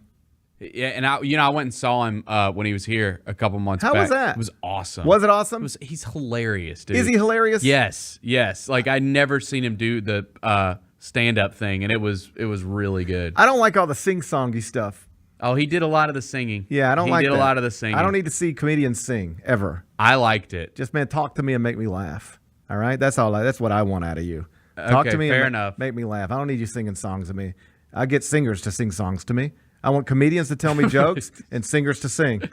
Right? Okay. Yeah. I don't need Olivia Rodrigo on stage trying to tell me a joke, and I don't need Adam Sandler trying to sing a song to me. I liked it. All right. Happy Gilmore 2. Are you excited or nervous that it could ruin a classic from your childhood? No, I don't. I'm excited. It'll be fun. It's going back to that. I feel like that era of Adam Sandler, everyone had. It was because 1995 Billy Madison came out in 96, Happy Gilmore came out. And I feel like that everyone was a massive fan of one of those movies. Like I liked both of them, but I feel like you had a loyalty to one more than the other. I think everybody loved both. Mine was Billy Madison. In my world, down below the border, We like them both. I liked them both too, but I love Billy Madison. Like, that's one of the best comedies ever. It's just because it's so. Is Billy Madison, Stop Looking at Me, Swan? Yes. I love that movie. that part makes me laugh every time. I love Stop that movie Looking at Me, so Swan. much. Is I've funny. watched it a million times. It's so stupid. It's so good. People sometimes say, you know what they sometimes say, Bennett?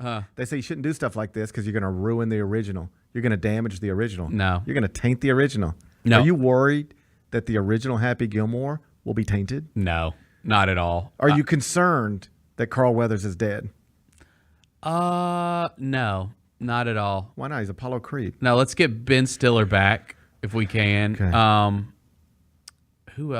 We got to get Shooter back. We got to get Shooter McGavin, but he'll be back. Of course. He's got to be back. I mean, he still walks around as Shooter McGavin. I know. Like, that guy still thinks he is. He's got to be back and be the main villain. Like, that's got to have, or something. He's got to be something. He's got to be a part of this. Yeah, and trust me, he's been waiting 30 years to be a part of this. This is it. Nobody is happier about this than that guy. Yeah, no, I'm excited about it. Dude, and I respect the hell out of Adam Sandler because what was it? I think when he made Uncut Gems and people were like pushing for him to get nominated for Best Actor, and I don't think he did.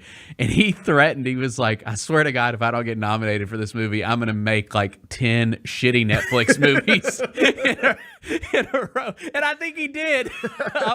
But no, he kind of even acknowledges like that, you know, some of the movies, because he's done a ton of movies. Yeah, I mean, I can't even keep up. And like some of them have not been good. Right. But he's like acknowledged that. Like he's self-aware. And I think that's cool. All these like, people, just the same way you know if we did a good show, they know if they did a good movie. Yes. They know that. Like, there was that one part in the Tom Brady roast where I guess it was Nikki Glazer was talking about Kevin Hart. And they're like, you guys, do you realize, like, Kevin Hart, like, he's amazing. He wakes up 4 o'clock every morning to make shitty movies. That's so good. So, and he laughs because you know what he knows? Most of them, at least some of them, aren't good. Yeah. But the paychecks are. The paychecks are. I wonder, you know, I think you got to see if Tiger will do it. Just because that'd be so massive if you get a Tiger cameo in the movie. I could see that. Yeah. And like, who else? Who could you get to? Like, Brooks Koepka would be a good one to get a cameo. They'll figure all that out. Yeah. They'll figure all that out. But, hey, we recently did let's revisit a classic, do a sequel, and it was a home run. The Top Gun sequel. Very true. They nailed that one. They did nail that one. I mean, they nailed that one. Mm-hmm. You could be like, oh, what are we doing this for? You know, another one that they nailed from 30-year gap or whatever. Mm-hmm. And it's not, they didn't follow it with a movie, but with a series. Mm-hmm. Karate Kid. Yeah. They did get that right. They did get it right. Cobra Kai's good. Oh, yeah. I was thinking of the one no, with I'm Jackie not, Chan. no, I'm not talking about Karate Kid 2 and they pick up the Karate Kid story, decades later. And they got that right, too. Just like they're going to pick up the Happy Gilmore story decades later. You know, it would be a hilarious plot is if it's like you don't have to do like Live versus PGA, but like somehow bring that as part of the storyline, like where it's like these two competing entities and you got like the dangerous like Saudi bad guys or something. Bennett, calm down. I think we should let Adam Sandler write Happy Gilmore too. Okay, I'm just saying it'd be funny. All right, well let's get Bennett on the phone with Adam Sandler. He's got some Happy Gilmore 2 ideas. I think I could. Maybe you do have some Happy Gilmore. That'd be kind of good, wouldn't it? Wouldn't that be good? Yeah. Hey, all I know about Happy Gilmore 2, only thing I know about Happy Gilmore 2 is that it's gonna drop on Netflix, I believe in 2025. Okay. And somehow, some way, someday, Bennett's gonna own a physical copy of it.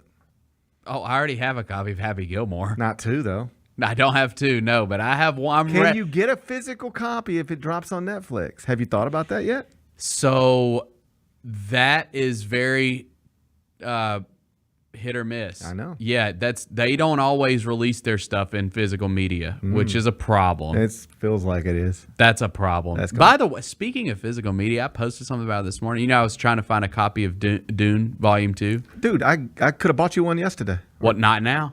Not now. They're all gone. You can't find them anywhere. I found something. I went to 2 Targets. I went to Walmart. All of them gone. I saw a Dune something. Was it in Mississippi? Yeah. Okay, it did say there was one in stock in Mississippi. That's why I looked at it. I put my eyes on it. That's why I specifically said in Memphis that there weren't any copies available. I put my eyes on it. You want me to go back? No, I ordered it. It's coming, and that's I know, dude. I know. You ordered Dune 2 physical media. Oh yeah, it'll be in the mail tomorrow. How much you spend on that? Like $25. That's wild to me. I mean, I'm stupid No, too. no, I mean, I spend $25 on stupid stuff every day. But like, it's to my point. Like they're trying to get rid of physical media. Everybody's buying copies of this movie. Oh wow, because it'll probably be worth $25 someday. Or because people want it as part of their collection, and they want the picture's better. The picture's better. The picture's better. You can actually notice a difference. 100%. It's a trained eye, but it is. I'm telling you, a trained eye. It's a trained eye. You sound like Eric Spoelstra. It's a trained eye, but the picture is way better. Way better. Well, all right. Well, I'll have Happy Gilmore 2. I got a spot available. It's right next to Happy Gilmore 1. It's just sitting there. That is where Happy Gilmore 2 should go, I think. Right next to Happy Gilmore 1. Slide on in there. Well, I hope you get that someday. Number 5. PGA Championship's underway in Louisville. Xander Schauffele is your leader. He's got a 3-stroke lead. He's 8 under par through 15 holes. He's going low, Xander Schauffele. Okay. Tony Finau's 3 shots back at 5 under. Jordan Spieth and Hideki Matsuyama, 3 under par right now. Memphian Sean McKeel was in the first group to go out this morning. You curious how he's doing? What's Sean doing? Well, he's 5 over through 16. Yeah, it's a rough go.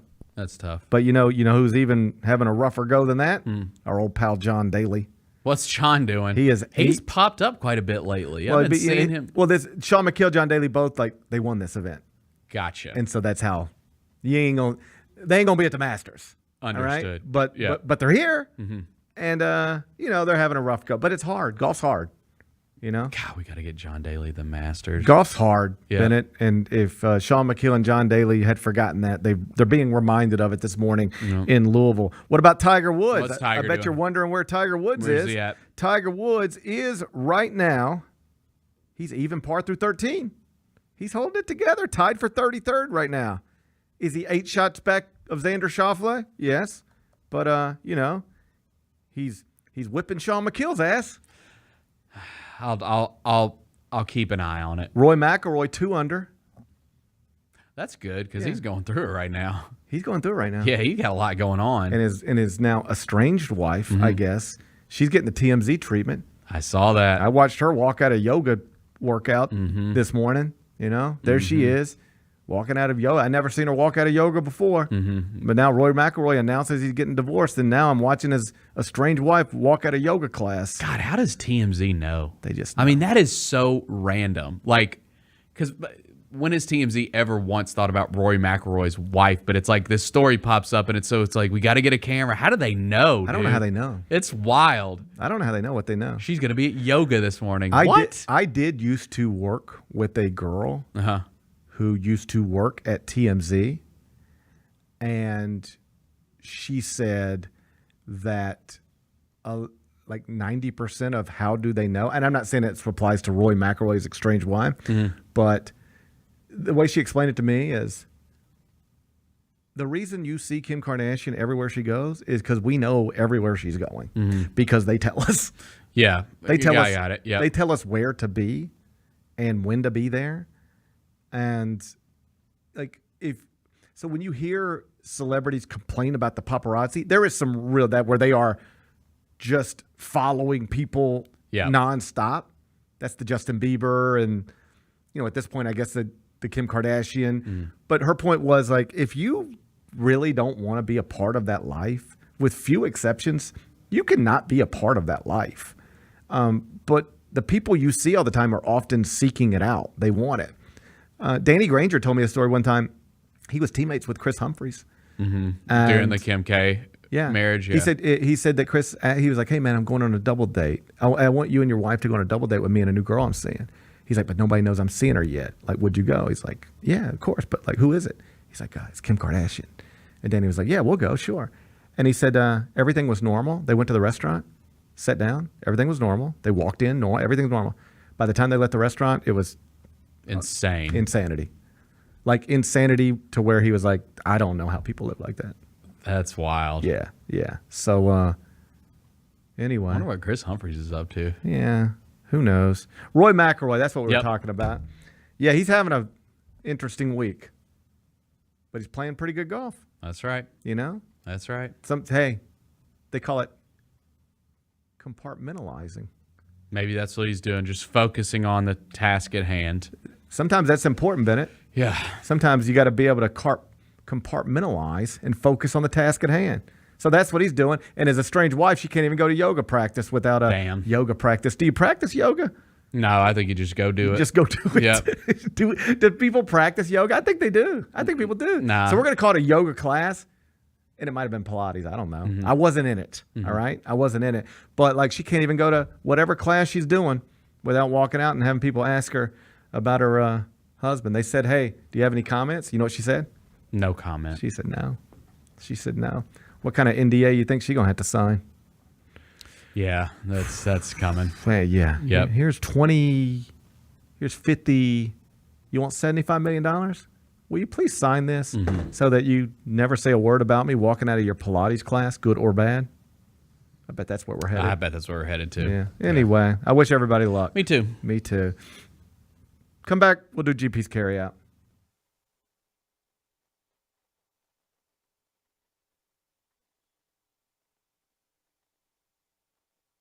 I will take High School Musical with my fifth and final pick because it is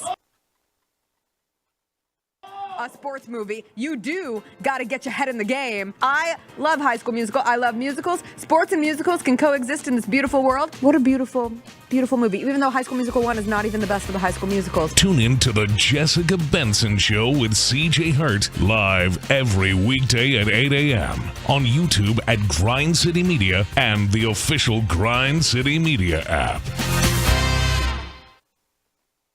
Hey Grizzlies fans, after exciting hoops and a lucky night of gaming, where do you rest your head? Look no further than Southland Casino Hotel, proud sponsor of the Memphis Grizzlies. Our high-rise hotel is the epitome of luxury and comfort. Picture this, you've just finished an evening of gaming and dining, so you head on over to one of our 300 rooms to end the night. Choose from standard, suite, and presidential suite, plus we're pet-friendly and offer mobility scooters for rent. It's a seamless experience for everyone. And don't miss the Main Street Exchange, right in the heart of our casino lobby. Whether you're craving a snack or need a souvenir of your stay, we've got you covered. From polo shirts to shot glasses, take a piece of the Southland excitement home with you. So come stay and play at Southland Casino Hotel, where every moment is designed for your enjoyment. Book your hotel stay by calling 833-703-3350 or visit online at southlandcasinohotel.com/hotel. Guests must be 21 years of age or older to check in at hotel. Must be 21 plus. Play responsibly. For help quitting, call 800-522-4700.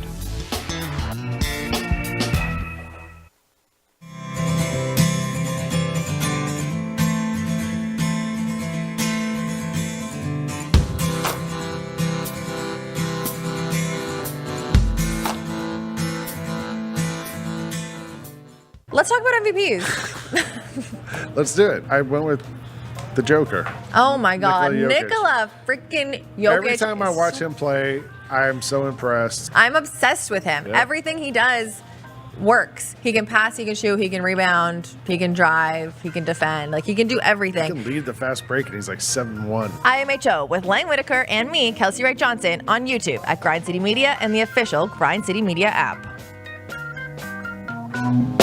Nate Bargatze, the Be Funny Tour. I mean, Chuck E. Cheese is rough. I don't know if you've been there in a while. They look like they're trying to go to business and they can't. All new material. They filed for bankruptcy and they're still open.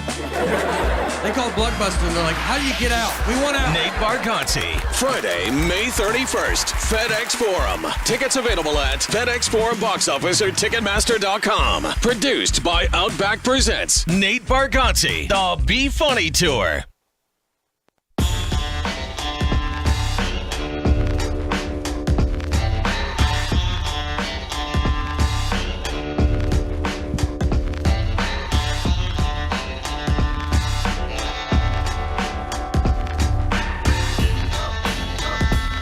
Welcome back, Gary Parrish Show, presented by Ortho South. We're inside the Built Ford Tough Studio on a nice Thursday.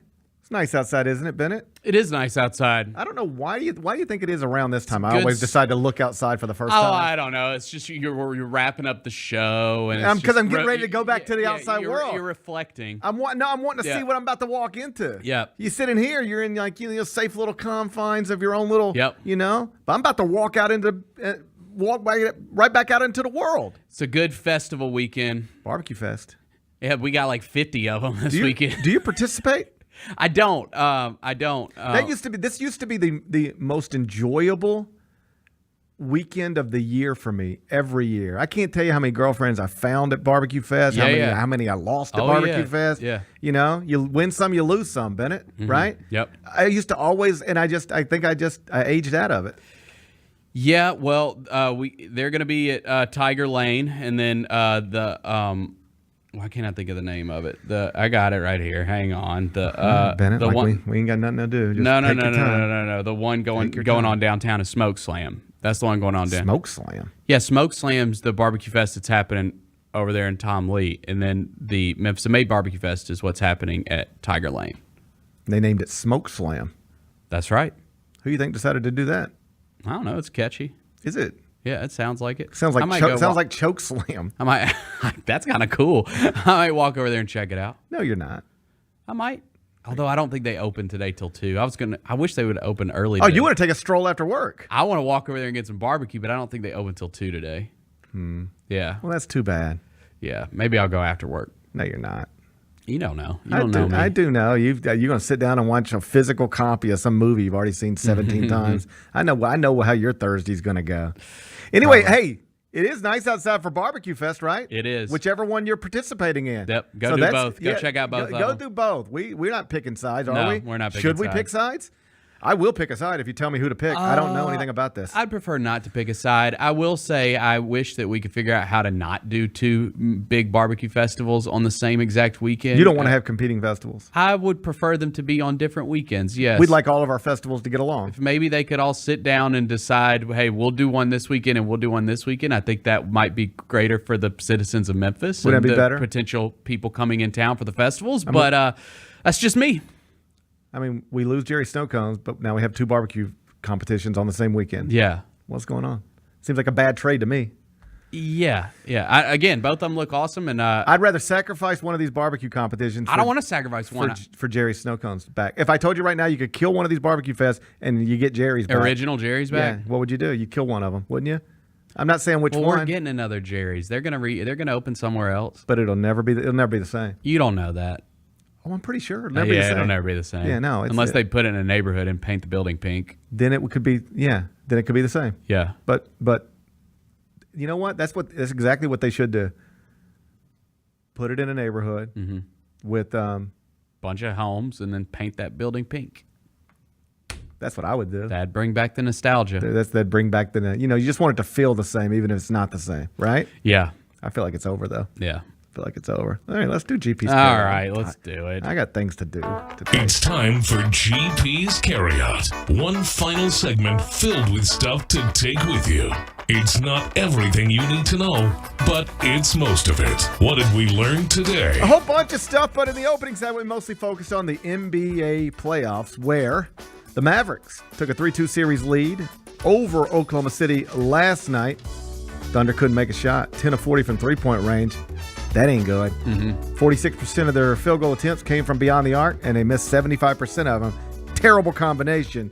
So the Mavericks are now just one more win away from the Western Conference Finals. Meantime, it might be night-night for JB Bickerstaff. That's what they're saying. Buddy, when the Athletic or anybody drops a story like that on your head, like minutes after your final game of your season, that means this is probably the final season of your seasons in Cleveland. Dude. Man, they just had it locked and loaded. Yes, that's wrong. Just Come like on. they just like loaded up this gun. They just pointed at JB like, just wait for the final buzzer, wait for the final horn. All right, is this over? Boom, done for you. I don't like it. You don't like it. You think he's been done wrong. I do, kind of. Yeah. Except the most important thing for an NBA coach to do, you know what it is? It's not be the best in-game coach or, you know what it is? Get along with your best player. Have a great relationship with your best player and have a great relationship with your GM. You got those two things? The other stuff is less important. If you don't have those two things, you ready for this? The other stuff doesn't matter at all. Yeah. I'm with you. I'm with you. There's a lesson in there. There's a lesson in there somewhere. There's a lesson in there somewhere. Yeah. What's today's biggest game? Oh, you know where I'm taking you. You know where I'm taking you. Where are we going? Target Center. I do love Target. Downtown Minneapolis. Downtown Minneapolis. It's the Nuggets and the Timberwolves. We're going to call this one Game 6, and that's because it is. The Nuggets have a 3-2 lead after being down 2-0. They've won 3 straight. That's how that works. Tonight, Timberwolves, 2.5-point favorite. Totals 205.5. How you gonna act? This is tough. I think I don't want to influence you, but I would like to relay something to you. Yes, pass it on. No Mike. Is Mike out? Do we know? I'm sure. He's old and he's got an Achilles strain. Yeah. Like if he plays, he shouldn't. Okay. But I'm going to leave that up to Mike. Okay. He's technically listed as questionable. But at his age, if your Achilles is strained, just sit down. Yeah. But maybe Mike has the heart of a champion. Or the heart of somebody who might have to have Achilles surgery. Yeah. We'll see. You know, sometimes those are one and the same. Walking out of Ball Arena in Denver the other night, Anthony Edwards looked at one of the ball boys. This is what I read. Looked at one of the ball boys. You know what he said? What'd he say? See you for Game 7. I'm going to take him at his word. I'm going to take Anthony Edwards at his word. I'm going to take him at his word. I'm going to take the Timberwolves. I don't feel good about it, but, man, I think he could, go for 45 tonight. Well, you can't feel good about a team probably without Mike Conley that's lost 3 straight to Denver after watching Nikola Jokic do what he did the other night. There's no way to feel good about any of this. You just have to believe in Anthony Edwards or not. There's no way to feel good about it. You're not going to feel good about this. I've been riding with the Timberwolves all season. I know you have, Bennett. Yep. You got to decide, do you believe in Anthony Edwards or not? I do, and I will take him tonight. I think we'll see a game. I was going to say we haven't seen a Game 7 yet, but I forgot we had that stupid Cavs Magic Game 7. Yeah. I want to see a meaningful Game 7. That was B-level. Yeah, I want to see a real Game 7. And by the way, it feels like that Game 7 really was just the other day, and now the Cavs are already done. And JB Bickerstaff be fired any minute. Yeah. It's rough. No, give me a real Game 7. You know what? That's where I'm at, too. Yeah. I want a real Game 7 Yeah. between Denver and Minnesota. So that means I need Anthony Edwards to ball out tonight. They say he's the next Michael Jordan. Dude, I mean, he only had 18 in that last game. He's going to have a big game tonight, win or lose. If you're the next Michael Jordan, yeah, give us a Game 7. Yeah. I'm in. Let's go. I'm in. Let's go. Tip off tonight. Do you need to know what time it is, or can you figure that out on your own? I believe we're tipping off at 7:30 over on ESPN. 7:30 on ESPN. Can't wait. What are we watching on TV? Can I interest you in the series finale of Young Sheldon? No. It's the end of Young Sheldon. I don't care. You don't care about Young Sheldon? No. I never watched the other one. Big Bang Theory? No. Neither did I. I don't even think I knew Young Sheldon was a spinoff of Big Bang Theory until I saw him talking about it on CBS Sunday Morning. Yeah. You ever watch CBS Sunday Morning? Not really. Well, it's always on our house on Sunday morning. I usually watch cartoons on Sunday mornings. Physical copy? Sometimes physical copy. Sometimes, yes. Sometimes physical, yes. What kind of cartoons do you watch on Sunday morning? Oh, Bluey. Oh, man, I know Bluey. We watch a lot of Bluey. We F with Bluey. Yeah, we watch a lot of Bluey in our house. We watch a lot of Scooby-Doo. Well, we're really into X-Men 97 right now, which is just We knocked out pristine. for about the 10th time last night. We knocked out Bug's Life. Oh, yeah, that's a classic. That's a classic. Early Pixar. I love it. I said, I took advantage. I have that as well. We were right Physical in the middle. media. We were right in the middle. Yeah, we streamed it on Disney Plus. Okay. It worked fine. It worked fine. Is the picture as good? It looked as good. I realized we had Mets Phillies, and then that was over. Mets lost again. And then at one point, my little guy, and I know I'm smart enough now. Maybe I hadn't always been smart enough, but I'm smart enough now to know these things ain't gonna last forever. Mm-hmm. And my little guy, you know what he said to me? We got the NBA playoffs on, and then at one point he said, "Can we watch A Bug's Life?" And I said, "Sure, I'll turn it on. I'll turn it on the big TV for you. I could watch basketball on the other one and whatever." Yeah. And he said, "No, can we watch The Bug's Life? You lay down with me." Oh, that's so nice. That is so nice, man. And then Oklahoma City and Dallas are playing. Nerd. Yeah. No, you know what I did? I laid down. We watched Bugs Life, and then we rejoined the basketball game. That's good. That's Right? nice. Was the picture crisp? It looked good. Yeah.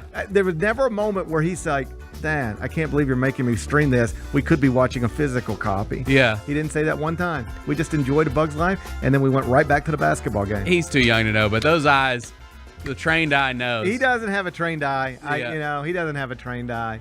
So, young Shelton's on tonight. Is that what we're talking about? Yeah, I don't care.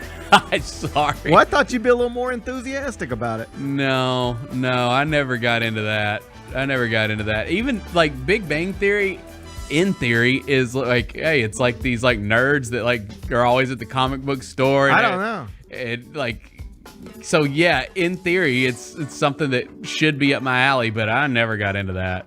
I never got into that either. I don't really watch network television sitcoms. What's the last good one we had? The last good, The Office. Has to be something since then. Parks and Rec. People love Parks and Rec. People love Abbott Elementary. Abbott Elementary. People love that. And it's good. I don't think it's as good as The Office was when it was having its run, but my wife watches it, and like I don't really know what's going on because I haven't watched it in order or anything like that. But when I see it, when it's on, I laugh. It's good. Yeah. Yeah. No, I've watched several episodes. I tried to like it, and here's my experience with Abbott Elementary. It's perfectly fine. Yeah. It doesn't make me want to I can't wait until the next episode. Right. But it's like, it's quick. If it's on. It's quick and it's fine. Yep. You know? Sometimes you just need stuff that's quick and fine. You know what I'm saying? Yeah. Yeah. I agree. Young Sheldon, it's quick and fine. You don't even care. Not anymore. Not anymore. Yeah, we'll see you later. See you later, Young Sheldon. Yeah. It's tonight. It's 7 o'clock. It's on CBS. It's America's most watched network. I mean, my God. That's true. It's the series I respect you for. It's the series finale on America's most watched network, and you're just like, I don't care. I respect you carrying that flag, but I can't get up for this one. I never watched it either. No, I never did. I never watched it either. Sorry. All right. Sorry, Sheldon. What's the best thing we've read? Bill Ryder at CBSSports.com. He's been at the Combine in Chicago, and he wrote a nice piece on Bronny James. So if you haven't read that yet, go check it out, CBSSports.com. What's on tap for tomorrow? Tomorrow's Friday. Food Truck Friday. Not yet. When they say it's coming back? I don't know. I want to say July, maybe. It'll be a minute, probably. Yeah. It's fine. coming back, though. That's fine. I can feed myself till then. Yeah, it'll be back. I'll feed myself till then. Walk over to Smoke Slam. Get you something. Smoke Slam. That's the new barbecue competition. Correct. On the river. Okay, I was trying to think of it. Yeah. Hey, I saw this. I did see this. There's a food truck, a Mexican food truck somewhere that is the first food truck ever to get a Michelin star. I saw that too. Where was it? I want to say maybe it was in Mexico. Was it? Or no, maybe it was. Okay, let's just look it up. No, I think it was here. Not in Memphis. No. But I think it was in America. Food truck gets Michelin star. That's a big deal, Bennett. That's a huge deal. Yeah. It's in Mexico City. Oh, it is? Yeah. Okay. Does it say their specialty? Newly minted Michelin-starred chef Arturo Rivera Martinez stood over an insanely hot grill Wednesday at the first Mexican taco stand ever to get a coveted star from the French dining guide and did exactly the same thing he's been doing for 20 years, searing meat. He just went out there and seared meat. Yeah, man. I think seared meat might be the specialty. God, I love a taco truck. It's called Tacos El... I can't even do it. I mean, I got Mexican blood in my veins, but I don't feel appropriate trying to do all these. I might have to go get some tacos now. I like tacos too. Man, I like the fried ones. Fried tacos? Yeah, that you dip in the stuff. Bennett. That's called a cheese stick. No. I believe it's called like the birra tacos, maybe? BIRRA, is that right? The ones that you dip in the You're thinking of a chalupa. No, dude. They fry the tacos. You dip them in a little cup of stuff, and it's amazing. You must be thinking of a gordita. Shout out to my friends at Chili Verde. They fry a taco. Chili Verde. They don't, but the other trucks do. Okay. That's just my taco. That's the way you like your tacos. Those are the guys. Those are the people that I go to. You got your own taco truck. Correct. Okay. Well, this one down in Mexico City, it got a Michelin star. Shout out. That's awesome. Yeah. If you ever find yourself in Mexico City, you know where to go if you want some. You're damn right. If you want some seared meat.